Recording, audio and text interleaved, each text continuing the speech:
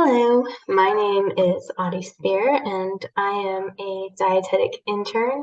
And today we're going to be talking about how to buy nutritious food while shopping on a budget. So we have a few objectives here today. The first is going to be identify strategies for saving money at the grocery store while still eating healthy. The second will be to discuss tips for selecting different food items that keep costs low while also making healthy choices. And the third will be to demonstrate what you learned from the presentation by answering a few questions at the end as a little pop quiz. So I'd like you to take a moment before we begin to think about a way you save money right now when you're grocery shopping.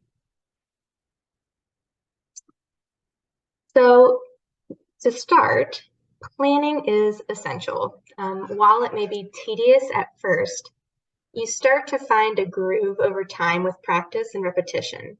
Outlining your meals for the week helps with the planning process. I tend to focus on planning dinners because we use our leftovers for lunches. By having the recipes handy, you can quickly build your shopping list.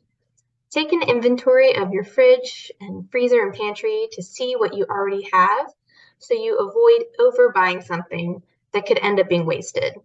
Try to stick to the list when you're shopping to further reduce food waste and keep excess spending low. This one is easier said than done, especially during watermelon season. Unfortunately, pre-cut produce is always more expensive.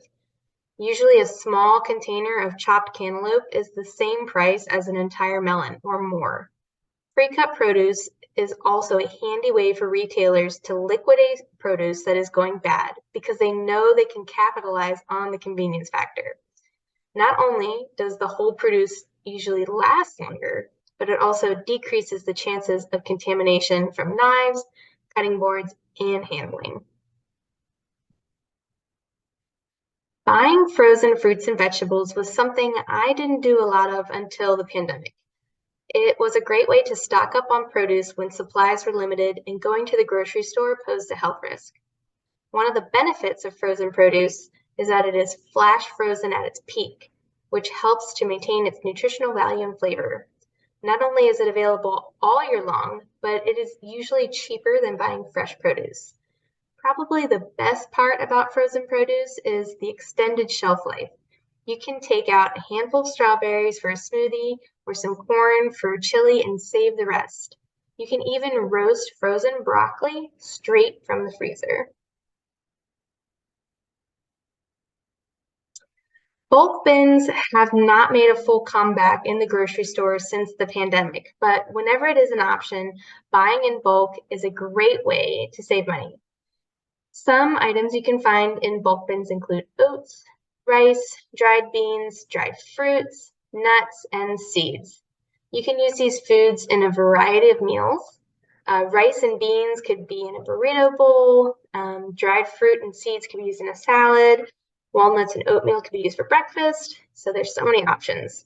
You can also extend the shelf life of these dried goods by storing them in airtight containers. It doesn't have to be anything fancy. A Tupperware container will do the trick. Shopping the coupon. We have all done it. You see the coupon and you think, wow, that's such a great deal. But it's not a great deal if it's not something that you already had on the list that we talked about earlier. A lot of times coupons are for name brand items. Next time you see a coupon you're considering, check the price of the generic version of that item. Usually the price is lower than the name brand item even after the coupon is applied.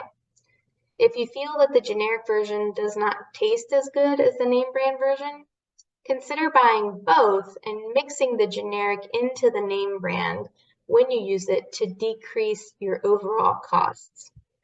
If you're still conflicted about whether or not to buy the coupon item, know that most coupons are on a cycle, so chances are you will see the exact same coupon in a week or two. This isn't your one and only chance to get the deal. Okay, produce. Have you ever tried to buy blueberries in the dead of winter? I have because my 2-year-old is obsessed with them. And let me just tell you, it's a $3 to $4 markup. However, when we buy blueberries in July, it's all 2 pints for $4 or buy one, get one free. In-season produce is not only cheaper, but it's at its nutritional peak with the best flavor.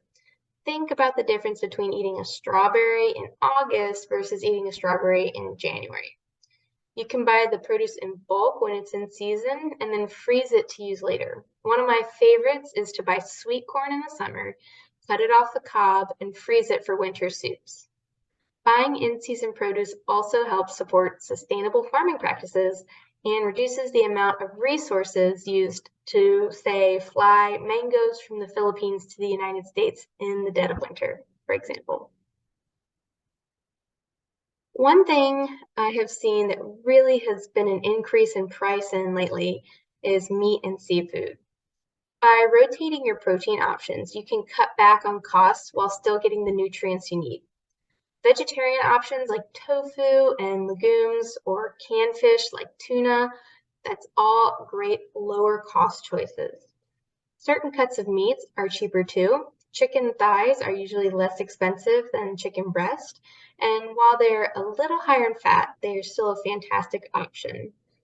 And remember, eggs are not just for breakfast. One of the most popular dinner meals in my house is a vegetable frittata, and leftovers make a great breakfast too. Ugh, shopping hungry, we've all been there. Suddenly, everything we see starts to sound really good. It can cause us to start buying things that are not on our thoughtfully made grocery list. We may find ourselves buying things on impulse, which usually doesn't bode well for good decision making. It can lead to unintentionally buying food items that are less nutrient dense and are more expensive than we had originally planned on buying. Once these less nutritious foods are in our house, it makes it easier for us to eat them more often. So if you can, try to have a snack before grocery shopping. Something with fiber is best, like an apple, maybe with a little bit of peanut butter. And having that in your stomach will help you stick to your shopping list. Most grocery stores have jumped on the bandwagon of having an app, which makes it even easier for us, the consumer, to save. Their apps usually have a place where you can digitally clip coupons, and some even offer bonus coupons based off the foods you regularly buy, which they track thanks to the membership cards they have a sign up for. There is also usually a digital version of their weekly sales ad, which can help with your meal planning. If you see that there is a special on sweet potatoes, maybe it will inspire you to make some sweet potato fries with your tuna burgers one night and make black beans sweet potato chili another night. Some stores even allow you to build your grocery list on their app based on the sales you find in the advertisement, which you can then print out and take to the store with you. All right, it's that pop quiz time. So the first question, true or false? Buying pre-cut produce is a good way to save money at the grocery store. If you're listening, you know the answer to this is false. Buying the whole fruit or whole produce tends to be cheaper and safer. Second question, what are the benefits of purchasing produce in season? Is it A, it's usually cheaper, B, it's at its nutritional peak, C, it supports sustainable farming practices, or D, all of the above?